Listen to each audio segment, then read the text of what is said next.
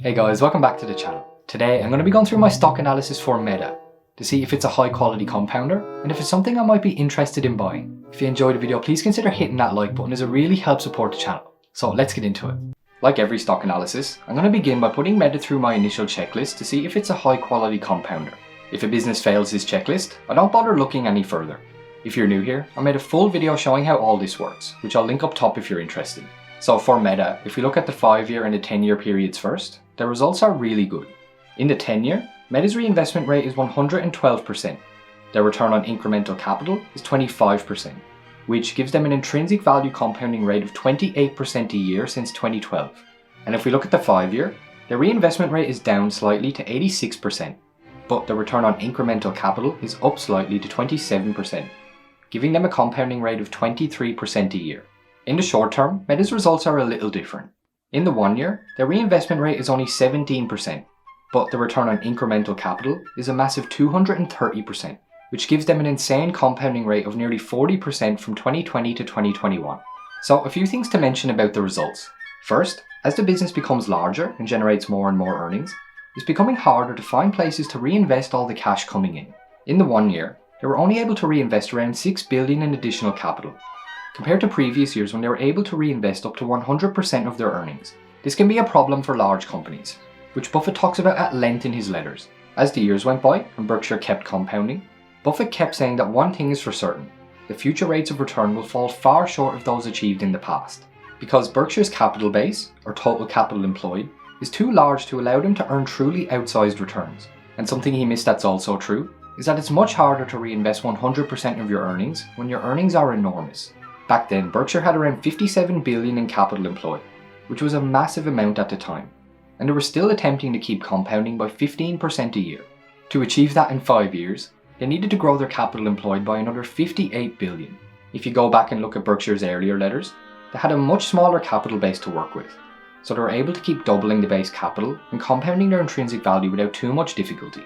With Meta, this could be a problem in the future, so we'll need to keep a close eye on the reinvestment rate and the return on capital going forward. But for now, Meta's results are really good, and they definitely qualify as a high quality compounder. As always, this just means they've been a quality business over the last decade, and it's not a guarantee that Meta will keep compounding into the future. The rest of my analysis, which is the most important part of my framework, is trying to determine if Meta will continue to be a compounder over the next decade or two, based on its runway, its management, and some Nick Sleep destination analysis. Because over 97% of Meta's revenue comes from advertising, it's probably a good idea to talk about their advertising business, in terms of its runway and its competitive advantage. In the Western world, the digital advertising space is dominated by two key players, and those two key players are of course Google and Meta, with Amazon trailing in third. In 2021, Google accounted for around 28% of all digital advertising revenue, with Meta closely following at 23%. Advertising can be a very lucrative but unforgiving business, so let's look at it more deeply. We all know what ads are. We see them every day on our phones and laptops, and before that we had ads during commercial breaks on the TV, and before that it was newspapers. Generally, companies who use ads will flock to the place where people spend the most time, so their ads have the most reach. And over time, due to data collection, ads have become much more relevant and targeted. The main reason the ad business can be unforgiving is because your power as an advertiser is directly linked with the reach your platform has, and its ability to show an ad to as many people as possible. If your platform loses its reach, you lose your power as an advertiser. Meta have benefited enormously from their massive growth in users over the years from both Instagram and Facebook. But as history has shown in the advertising business, because it's such a high return business model, competitors are always trying to take a piece of that market themselves. You could say that Meta's competitive advantage is pretty durable, because they have 3 huge platforms, each with a massive number of users who aren't going anywhere anytime soon. And that's very true. But I also feel that it's not just about monthly users, but rather about the amount of time spent on the app itself. In terms of minutes spent on social media, TikTok comes in at number 1, with users spending 38 minutes a day on the platform. Twitter came in at number 2, with 35 minutes, and then there's Facebook at 31 minutes. I guess you could say they're number 1 if you combine Facebook and Instagram, because you get a total of an hour per day. But nonetheless, there's a lot of competition for watch time on all the social media platforms. This also doesn't factor in video streaming services like Twitch and YouTube, who both have impressive watch times themselves, with 95 minutes per day for Amazon's Twitch and 19 minutes a day for YouTube. The last point I want to make about the advertising business is the recent news about Apple's new privacy changes, which significantly reduce Meta's ability to provide relevant targeted ads. This has been talked about at length by other creators, so I won't get into it too much. But it does highlight a big problem with social media companies using digital advertising. If you don't manufacture and control the hardware people are accessing your platform on, you're at the mercy of those companies who do, who can change their terms at any time. So overall, I do think Meta have a strong competitive advantage in advertising because of their massive reach, but maybe not as big as an advertiser like Google, who makes their own hardware. I think Zuckerberg and the team realized this and decided the next crucial battle in the advertising space isn't the battle for platform dominance today, but winning the battle for the next big disruption. If history is to be repeated, sooner or later another big disruption will happen to advertising on social media, the way social media disrupted TV advertising, and the way TV disrupted newspapers. And Meta have been working hard and investing billions to make sure they're at the forefront of this new innovation. I feel like the next battleground for user engagement will come in the new wave of innovations we'll probably see over the next decade. Innovations such as augmented reality, virtual reality, and the Metaverse. It's a bit hard to imagine now, spending all this time daily in a virtual universe. But if you think about it, we already spend so much of our time in a 2D online world. So is it that hard to believe we would shift to a 3D version if the technology was user-friendly and easily accessible? I'm not sure, but it's fun to think about. If they are successful in getting people to engage with and adopt the Metaverse, there's two huge implications for Meta. First, they'll probably have another successful decade of compounding capital and reinvesting earnings by benefiting from the enormous transfer of users from 2D social media to 3D. And second, because they control the hardware through their Oculus brand, they won't have the problem they do now where they're at the mercy of Apple and Google. So Meta can run their ads and collect user data unimpeded. If I'm analysing destinations for Meta, this one is definitely the holy grail. But the question is, how likely is it to happen? From a technology standpoint, I'm not exactly sure how advanced their technology for the Metaverse is, but I do know that they spend tens of billions of dollars every year on this segment. And from a human behaviour standpoint, it's trippy to think about, but I do believe if a bunch of people started using it, then everyone else would probably follow along. I think the key is usability and ease of access. The power of social media comes not just from connecting with people, but from being able to just sit there and scroll at almost any time.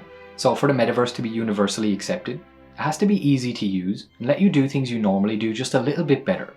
But I think you will spend most of your computing time in this when it does the things that you use computing for somewhat better. So, maybe having your perfect workstation is a 5% improvement on your coding productivity. Maybe it's not like a completely new thing. But I mean, look, if I could increase the productivity of every engineer at Meta by 5%, we'd buy those devices for everyone. And I imagine, a lot of other companies would too. And that's how you start getting to the scale that I think, makes this rival some of the bigger computing platforms that exist today. When I'm analysing the runway for Meta, or how long they can keep compounding, the answer depends on so many factors. If Zuck and the team are successful in their Metaverse play, and Meta manufacture the best hardware, then their runway could be pretty long. The Metaverse would open up a massive new business segment, and it would allow their digital advertising business to flourish by using their own hardware and being able to collect data at will. However, if the Metaverse isn't a big success, and VR just amounts to a small niche market for gamers with very low adoption, then the destination looks very different. They would still be at the mercy of their competitors, Google and Apple, and they'd have to fight for every minute of user engagement with dozens of competitors to ensure their ad business stays intact. So there's definitely a lot of uncertainty with Meta's future. There's the uncertainty with the ad business and how Apple and Google's privacy changes will affect Meta's ability to show ads, which as we know is 97% of their revenue. And then there's the uncertainty of the Metaverse, and if both their hardware and software will be adopted by the masses. We know that when there's a lot of uncertainty with a business, there can potentially be big opportunities. And I think that could be the case with Meta. Everyone seems to be looking at the short term, and like Nick Sleep says, if you're a long-term investor with a long time horizon, this type of thinking presents great opportunities if it's a quality business. Right now, everyone's focused on how Reality Labs is losing money, and how it's supposedly a bad thing. But if I was a Meta shareholder, I'd want them pouring all available capital into the Reality Labs segment, so they can hire the best people and innovate as quickly as possible, instead of the alternative which is just sitting on the cash and pandering to short-term investors. This reminds me of Nick Sleep talking about how Wall Street investors wanted Costco to tinker with their strategy to satisfy the quarterly EPS junkies, and how ridiculous it is. And any changes should be made for purely competitive reasons, and not driven by a wish to pander to investors. Creating long-term value always beats small growth in the short term, but it's not always seen that way because of what Charlie Munger calls overweighing the vivid evidence. It's much easier to see the short-term profits on paper today than it is to see the value being created 5 or 10 years down the line. Nick Sleep says Wall Street loves profits today, but that's just Wall Street's obsession with short-term outcomes, and only by thinking further out than the crowd can we beat them. The runway for Meta will almost certainly be bumpy, but it'll be an interesting journey to follow along, whether you're an investor or just watching from the sidelines. Before I get into it, I should probably explain my thoughts on valuation with my style of investing. When I first got into investing, I was more of a Graham style investor, and I believe that valuation was the absolute most important criteria of investing. But as I got more experienced, my style evolved to more of a Nick Sleep and Charlie Munger style, and I started to not care as much about valuation and more about quality. I'll link some resources below if you're interested, but basically it's based on a few math principles. Charlie says over the long term, it's hard for a stock to earn a much better return than the business which underlies it earns. Or in other words, the return the business gets on its own capital employed. If a business earns 6% on capital over 40 years, and you hold it for 40 years, you're not going to make much different than a 6% return, even if you bought it at a huge discount. Conversely, if a business earns 18% on capital over 20 or 30 years, even if you pay an expensive looking price, you end up with a hell of a result. That principle changed my entire investing philosophy, and it made me start prioritizing quality over valuation. So now I only value companies to see if they're significantly overvalued. If it's not, and it's a wonderful compounder that I thoroughly understand, then I'll buy it without focusing too much on valuation. So with that said, this is my discounted cash flow for Meta. I was hesitant to even do a valuation for Meta because I feel like I don't understand the business well enough to accurately value it. So I decided to value Meta in a slightly different way, something called a reverse DCF. Instead of trying to guess the growth rates ourselves to get intrinsic value, we put in growth rates that give us the current market price today, which tells us what the overall market thinks Meta will grow by over the next decade. Based on their current share price of around $200 a share, the market thinks Meta will grow by around 8% a year over the next 10 years, if you use a discount rate of 10% and a terminal multiple of 15. So based on the current price, the market doesn't seem to believe in the Metaverse vision, and is obviously worried about the uncertainties I mentioned before. And this could present an opportunity if you believe in the long-term vision. Right now, Meta is definitely a business that interests me, especially because of all the short-term uncertainties that are driving the price and the future expectations down. But I definitely need to do a lot more research on Meta before I commit to investing. For me to invest, I need to be fairly certain about Meta reaching their destination. So that's my stock analysis and valuation for Meta, and I hope you found it interesting. If you enjoyed the video and you want to support the channel, I'd really appreciate it if you hit that like button. And if you want to see more videos like this one or join our community, then hit that subscribe button. If you've watched the video all the way to the end, thank you so much for watching. And if you're still bored, I'll put another video up in the corner that I think you'll find interesting. For those that expressed interest in wanting to join the community Discord server, my Patreon is now active if you want to check it out. As always, this video is not a buy or sell recommendation and I'm not a financial advisor. So please always do your own research before making any investment decisions. So that's it for this video. Thank you so much for watching and I'll see you guys in the next one.